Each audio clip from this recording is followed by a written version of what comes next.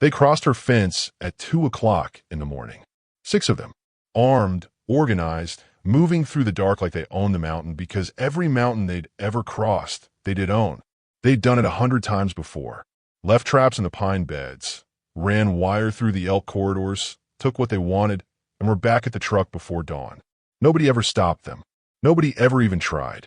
But this mountain was different, because this mountain had a new owner, and she was already watching. Before we show you what happened when 6 poachers realized they'd just walked into the most dangerous situation of their lives, and a single phrase she transmitted to the county sheriff that had the dispatcher repeating it back twice just to make sure she'd heard it right. Drop a comment telling us where you're watching from. Hit subscribe with the bell icon on and stay right here. Because some people don't put up warning signs. They don't need to. The Cascades don't care who you are. They don't adjust for elevation sickness or overconfidence or any of the stories people tell themselves about surviving rough terrain. The peaks just sit there, granite and pine and silence, older than every map ever drawn of them, indifferent to the hikers who underestimate them and completely unbothered by the ones who don't come back. Sergeant Major Celeste Dara Okafor had fallen in love with exactly that quality. She found the property in late November, 3 weeks after her medical separation processing had cleared. 47 acres on the eastern shoulder of a peak that didn't have a proper name on any civilian map, just a survey number and an elevation marker that put the highest point at 6,200 feet. The listing had been sitting untouched for 14 months. No road access beyond a gravel service path that washed out every spring. No utilities beyond what you ran yourself. The previous owner, a retired Forest Service ranger who'd built a single-room structure by hand in the late 80s, had died without heirs. The realtor who showed it to her spent most of the drive up apologizing. "It's really quite remote," he said, picking his way through the gravel ruts. "And the structure needs significant work. The winter access alone is." Celeste was already out of the truck. She stood at the edge of the property line where an old split-rail fence sagged between 2 lodgepole pines and looked upward through the timber toward the ridge.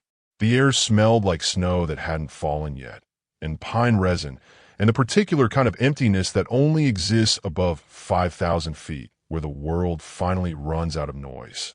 She exhaled once. Slow, measured, controlled. A 4-count inhale she'd learned in a windowless room at Fort Bragg from an instructor who told her that breath was the foundation of everything that mattered. Shooting, waiting, surviving. All of it started and ended with breath. "I'll take it," she said. The realtor blinked. "You haven't even seen the interior." She turned to look at him, not unkindly, just with the kind of directness that made people understand that the conversation was already over. "I know what I'm buying," she said. And she did. Nobody in Harlan County knew much about her. That was partly by design, and partly because what there was to know wasn't the kind of thing that fit neatly into the conversations people had at the feed store or the diner on Route 9, where ranchers talked about weather and fuel prices and the ongoing problem with poachers running the backcountry like it belonged to them. Celeste had served 21 years, not in a support role, not adjacent to anything, but in it directly and repeatedly. She deployed 6 times across 3 theaters. She'd spent 4 of those years attached to a special operations task force in a capacity the Army still described on her official record with a job classification code that meant almost nothing to civilians and meant everything to the handful of people cleared to read the full version. She was a sniper, not the kind that appeared in movies with dramatic music and slow-motion wind. The real kind. The kind who could establish a position in deteriorating weather conditions, calculate wind drift across a 900-meter valley with no reference data, and hold her breath long enough for the world to stop moving at precisely the right moment. The kind who'd done exactly that, in the dark, in conditions that the after-action reports described in the careful, bloodless language of official documentation. She came home with her hearing intact, her body mostly intact, and a retirement package that covered the property and 2 years of renovation work if she was careful with it. She was always careful. The cabin took her 3 months to make livable. She did most of it herself. New roof, rewired electrical from a generator system she buried in a concrete, housing 40 meters from a structure.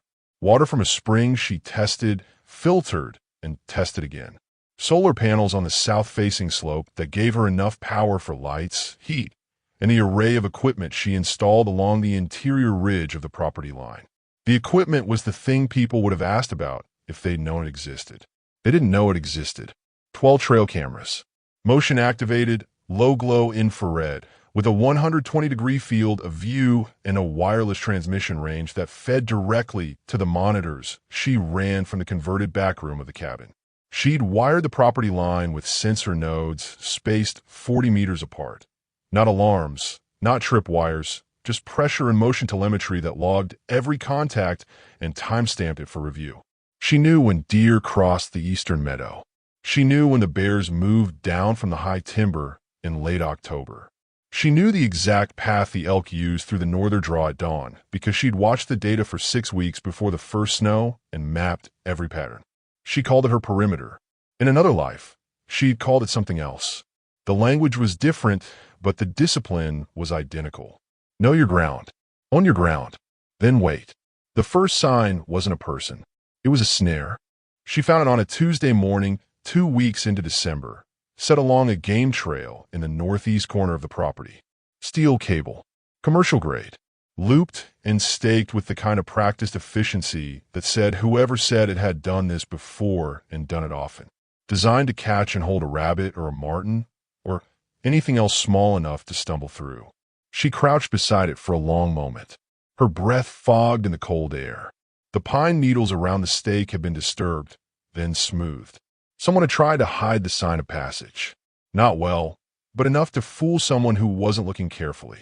Celeste was always looking carefully. She photographed the snare from 4 angles, GPS tagged the location on her field tablet, and left it exactly where it was. Then she walked the northeast quadrant in a slow, systematic grid and found 4 more, all set within the last 48 hours according to the soil disturbance, all on a game trail that entered her property from the adjacent national forest land. She went back to the cabin, sat down in front of her monitors, pulled up the previous 48 hours of camera footage, and ran it on fast-forward with a coffee going cold beside her. At 2:17 a.m. on Monday, the northeast camera caught 2 figures moving through the tree line. Dark clothing, no visible face. One carrying what appeared to be a pack heavy enough to bend his posture forward. The other moving with the loose-gaited confidence of someone who believed themselves invisible. She watched the footage twice. Then she made a call to the Harlan County Sheriff's Department. The dispatcher who answered had a voice that suggested she'd heard every kind of rural complaint that existed and had long since stopped being surprised by any of them. Celeste gave her the property address, described what she'd found, provided the GPS coordinates for all 5 snares, and described the 2 individuals from the camera footage with the kind of clinical precision that made the dispatcher slow down in the middle of her note-taking. "That's very detailed for a 2 a.m. sighting," the dispatcher said. "I have good cameras," Celeste replied. There was a pause. "We'll send someone out tomorrow." They sent someone out in 3 days. A deputy who was polite and thorough and clearly surprised by the quality of her documentation. He collected the snares, took copies of the footage, wrote a report, and told her that this particular stretch of backcountry had been a problem for years. Organized operation. Ran elk, bighorn sheep, some protected bird species. Nobody had been caught because the land up here was largely unwatched. He looked around at the cameras she'd pointed out. The sensor nodes. The organized folder of GPS coordinates on her tablet. "It's pretty well watched now," he said, not quite sure how to frame that. "Yes," she said, "it is." The deputy left, filed his report, and the poachers did nothing for 3 weeks, which told Celeste exactly what she needed to know. They weren't scared off. They were watching back, assessing the new presence, determining whether she was a real obstacle or just a property owner who'd made a complaint and would eventually give up. She understood the calculation. She'd made similar ones in other contexts. The difference was she knew exactly what came next. They came back on the coldest night of January. 6 of them this time, not 2. The northeast camera picked up the first movement at 1:49 a.m., then the northwest camera at 1:52, then the south perimeter motion sensor at 2:03, which meant they'd split into at least 2 teams and were moving to bracket the property from multiple entry points simultaneously. Professional enough to divide. Confident enough to do it in the dark on unfamiliar ground in -12-degree cold. Celeste was already awake. Not because she'd been watching the monitors. She'd been awake because she woke at 0400 every morning by habit, and tonight she'd woken earlier without knowing why, which in her experience meant something. She checked the monitors, confirmed the contacts, counted 6 distinct heat signatures across 3 camera feeds. She pulled on her gear without hurrying. Thermal underlayer, field jacket, boots laced twice. She didn't reach for the rifle first. She reached for the radio. A professional-grade handheld, encrypted, set to the county sheriff's emergency frequency. She keyed at once to confirm the channel was open, then set it on the table where she could reach it. Then she stepped outside. The cold hit like a physical object, dry and immediate, leaching heat from any exposed skin in seconds. The sky above the ridge was clear, the kind of winter clear that made stars look close enough to bruise against. She stood on the cabin's small front step for exactly 30 seconds, not to acclimatize, but to listen, to let her eyes adjust, to feel the mountain the way she'd learned to feel terrain, not just see it. She heard them before the cameras showed their approach. Not footsteps. The mountain was too large, and their boots too muffled for that. But she heard the way the trees changed. The small birds that wintered in the low timber didn't shift or call, but the larger ones did. A brief rustle in the canopy above the northeastern draw. A pause in the distant sound of wind through the upper pines that meant something had passed through and disturbed the airflow. She moved, not toward the sounds, perpendicular to them, up and to the right along a trail she'd cleared herself in the fall, following a natural ridge that put her above the northeastern draw with a clear line of sight down into the corridor where the 2-person team was moving. She'd chosen this position the week she moved in. She'd sat in it a dozen times in daylight, measuring angles, noting distances, learning every shadow and rock and fallen log the way a pianist learns keys. She reached the position in 4 minutes flat, settled in, and waited. The 2 figures came through the draw 8 minutes later. She watched them through the thermal monocular, not the rifle scope. She didn't need magnification at this distance, and she wasn't going to shoot anyone anyway. What she was doing was something she'd done in other places, in other conditions, for other reasons. She was building the picture, counting packs, counting tools, identifying the leader by the way the second figure's movement followed the first. She was logging everything. The lead figure stopped, pulled something from the pack, set it against a tree at the base of the draw, and moved on. Celeste made a note of the GPS point on her wrist-mounted tracker without breaking her visual line. Whatever they placed was live equipment, either a snare or something worse. She'd deal with it after. Right now she was counting. She keyed the radio. Low comm level. The kind of voice that didn't spike on cold air. Harlan County Dispatch. This is the property owner at Survey Parcel 447, C, on Forest Route 11. I have 6 confirmed trespassers on my property, currently active, carrying equipment consistent with commercial poaching operations. I have visual on 2 in the northeastern draw, movement suggesting 2 more on the south perimeter, 2 unknown.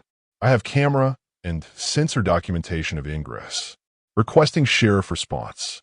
There was a pause. The dispatcher, not the same one as last time, read back the location twice. Then she said, "Ma'am, can you confirm you are in a safe location?" Celeste looked out across the draw at the 2 figures moving below her. "I'm in an excellent location," she said. She wasn't being dramatic. She meant it architecturally. Elevated position. Cover on 3 sides. Thermal visibility. They had no idea she existed as anything other than an empty cabin below. She'd been in worse spots in better conditions and come out the other side. The poachers worked for 40 minutes without realizing anything was wrong. That was the important part. She didn't confront them, didn't fire a warning shot, didn't call out from the dark in a way that would have sent them running into the timber where they'd disappear for weeks and come back when they thought she'd given up. She documented everything. The 2 in the northeast draw set 3 pieces of equipment. The south team set 2 more. The 6th figure, working alone near the western fence line, was carrying what the thermal image showed as a compound bow and a pack large enough to hold field dressing tools. They weren't just trapping. They were hunting on her land. At 2:47 a.m., the sheriff's cruiser turned on a Forest Route 11 with its lights off, following the GPS coordinates she transmitted. Then a second cruiser. Then, 12 minutes later, a third, which meant the dispatch supervisor had bumped this up once they'd verified her documentation from the earlier report. She keyed the radio again.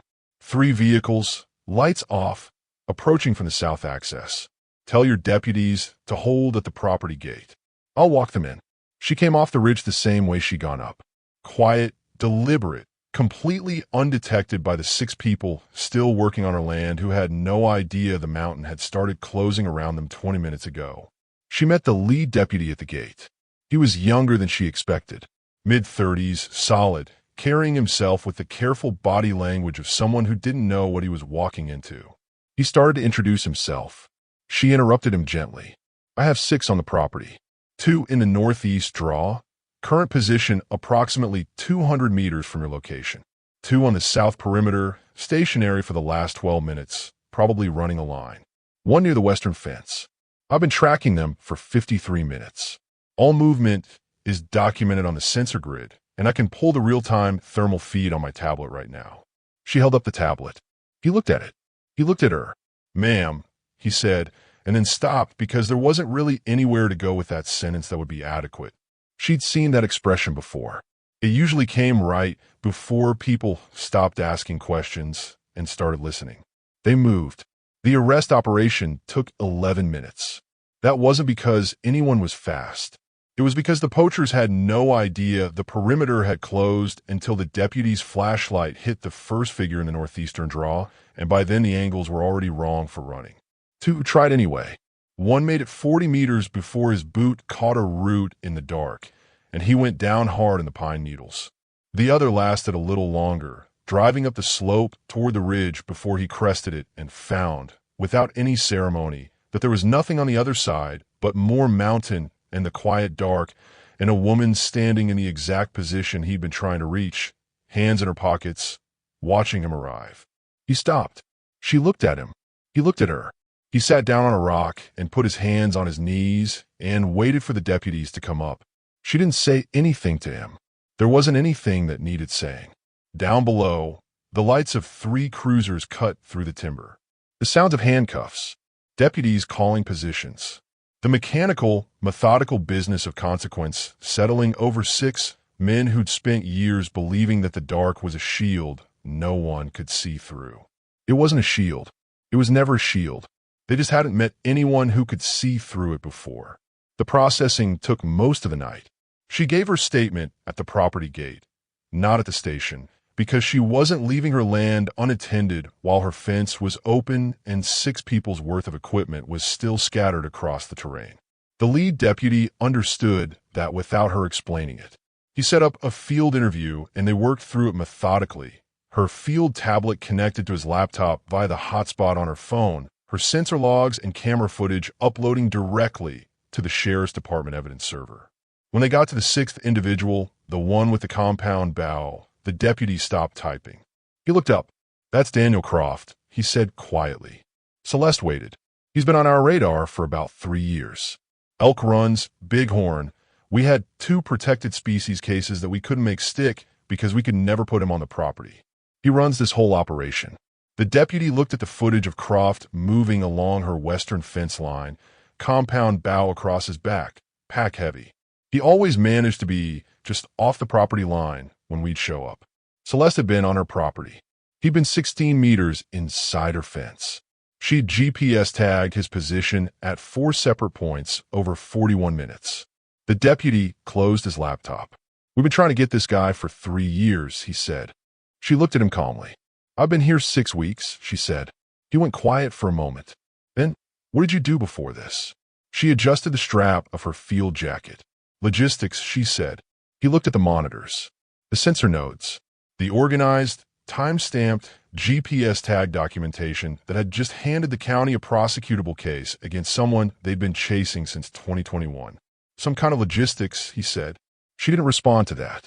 She offered him coffee from the thermos she'd brought outside, which he accepted, and they finished the interview as the first gray light began to show above the eastern ridge and the mountain turned from black to the particular shade of blue that came just before dawn.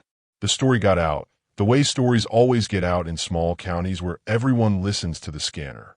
By the time she drove into town the following week for supplies, the man at the feed counter already knew her name.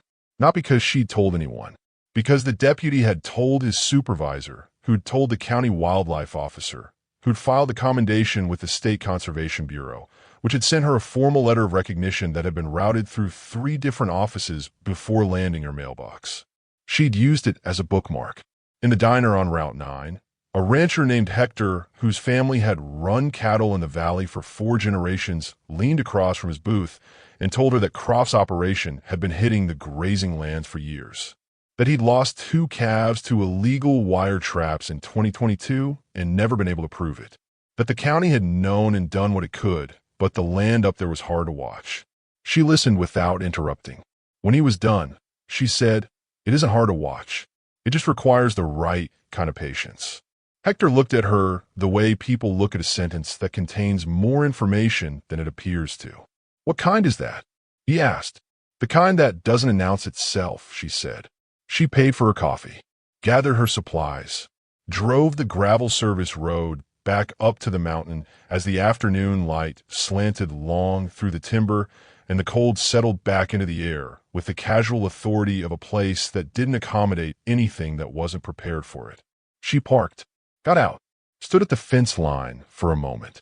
47 acres, pine and granite, and the kind of silence you had to earn. Elk moving through the northern draw in the fading light. Unhurried, unafraid, moving along patterns that had existed longer than any road or survey marker or human claim over this particular piece of earth. She watched them for a while. Then she walked the perimeter. All of it. Every camera node, every sensor. She checked the footage from the day, noted a lone figure who'd approached the property line from the east at mid-morning, stood at the fence for 4 minutes, and walked away without crossing. She logged the timestamp. Not Croft. Too slight. Possibly one of his associates, assessing the situation. She didn't feel threatened. She felt settled. The way she used to feel in a confirmed position with the ground memorized beneath her and the math already done in her head and nothing left to do but breathe and wait for the world to hold still long enough. Her phone buzzed. A text from the county wildlife officer. "Croft arraigned today. Bond denied. 3 felony charges. The footage from your sensors was the primary evidence. He wants you to know the State Conservation Bureau is calling this one of the cleanest wildlife crime prosecutions they've seen in 15 years. She read it once, set the phone in her jacket pocket, went inside and made dinner. The mountain was quiet that night, properly quiet, the kind that only exists when nothing out there is afraid of anything, because nothing out there is being hunted. Wind in the upper timber, the distant sound of something moving in the creek bed below the north slope. Stars overhead in that particular winter arrangement that she'd learned to read for weather patterns the way she'd once learned to read terrain for threat. She sat on the front step of the cabin with a cup of tea going cold beside her. No monitors tonight, no radio, just the mountain and the dark and the kind of stillness that she'd been looking for a long time before she found it here, on this exact piece of ground, at this elevation, in this air. Someone had told her once, years ago, in a debriefing room that smelled like bad coffee and recycled air, that the hardest transition wasn't from peace to conflict. Anyone could be shocked into a fighting state. The hardest transition was the other direction, learning to be at rest, learning to hold a position not because something needed to die, but because something needed to live. She thought about that sometimes. She thought about it now. 47 acres, 1 cabin, no neighbors within 7 miles. A fence that some men had crossed because they were certain there was nothing on the other side worth respecting. There was something on the other side. There always had been. They just hadn't done a reconnaissance. If you owned this mountain, would you have called the sheriff first or handled it yourself? And do you think the kind of patience she had, the kind that doesn't announce itself, doesn't warn anyone, just watches and waits and documents everything, is that patience? Or is that something stronger? Drop your answers in the comments. We read every single one. Then tap that like button, hit subscribe, and turn the bell icon on so you never miss the next story. Share this with someone who still thinks that living quietly means living without teeth. Your next video is already up on screen. Go watch it now. We'll see you tomorrow.